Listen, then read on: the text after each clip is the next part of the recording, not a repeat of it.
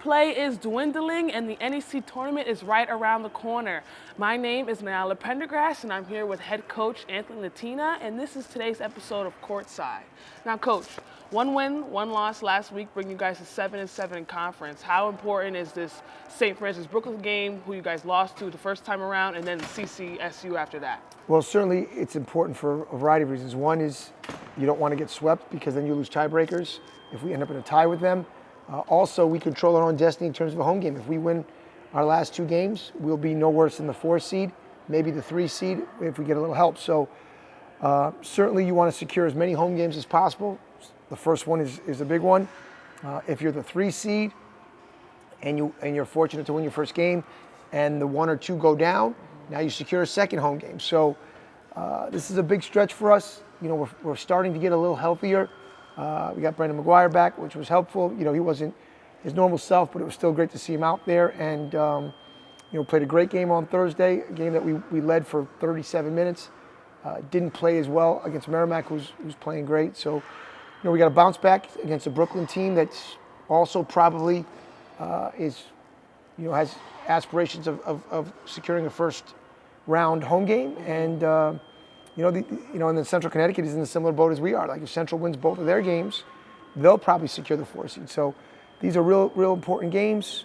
You work all year to put yourself in this position, and hopefully we can finish this thing strong and have some momentum going into the conference tournament. Mm-hmm. Like you said, currently you guys sitting at 5, which would mean if standings stay the same, you'd be playing SFU, who, you know, you haven't swept them or anything like that, but if you get that 4 seed and you played FDU, who you guys have swept, what are your thoughts on those possible matchups? Well, you know, it's going to be interesting. I actually think FDU is probably in a little bit better position to be the 2 or the 3. Okay. Is my guess. So, you know, St. Francis, Pennsylvania, we beat them here. We lost in overtime at their place. I mean, all these games, you look at every team you played, and we've with the exception of Stonehill, we've beaten everybody, and we've lost to everybody. Yeah. So certainly there's no easy games. We're going to have to play our best to win on Thursday. We're going to have to play our best to win on Saturday, and we're going to have to string 3 real good games together to win this conference tournament. So, but we can do it. We showed that we're capable of it. We got to start, you know, really focusing on, you know, tightening up our you know, all the details and be very detail oriented and, you know, knock on wood, stay healthy and swing away. So we're excited. This is an exciting time of year, and we're hoping to capitalize on these last 2 games and put ourselves in the best position possible to win a conference championship. Mm-hmm. You said this is like the healthiest you guys have been in a long time. How long do you think it's going to take for you guys to start clicking on all cylinders again with the people you have back? Well, hopefully this week. Hopefully this week we can iron out the kinks and you know, have a really good, you know, 2 really good performances. And you know, the hardest part is not as much chemistry, although that's a part of it. It's also rotations now.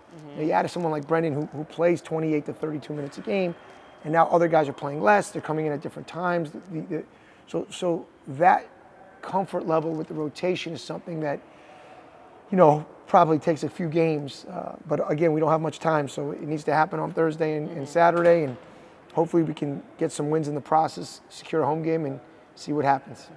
Do you have anything to say to Pio Nation with these last couple of conference games and then the tournament coming up? Well, just, you know, come out Thursday, 7 o'clock. You know, we certainly have done a lot of real positive things this year. We have not been healthy. We've probably been the most injury-plagued team in the league, us in St. Francis, Brooklyn, but we still have put ourselves in a very good position. So I think we have a legitimate chance to make a run at this. We need your support. We appreciate your support. We had a great crowd on Saturday, great alumni event. It was great to see the alums. You know, there's a lot of exciting things happening, and, you know, whatever has happened before this point, good and bad, you know, doesn't really matter.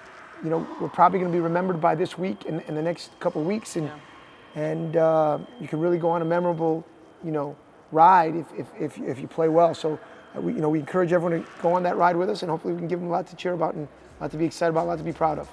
You heard that, Pio Nation. Come out on Thursday to support, pack the pit, and we'll definitely be rooting you guys on. Thanks so much, Coach. And that has been this episode of Courtside.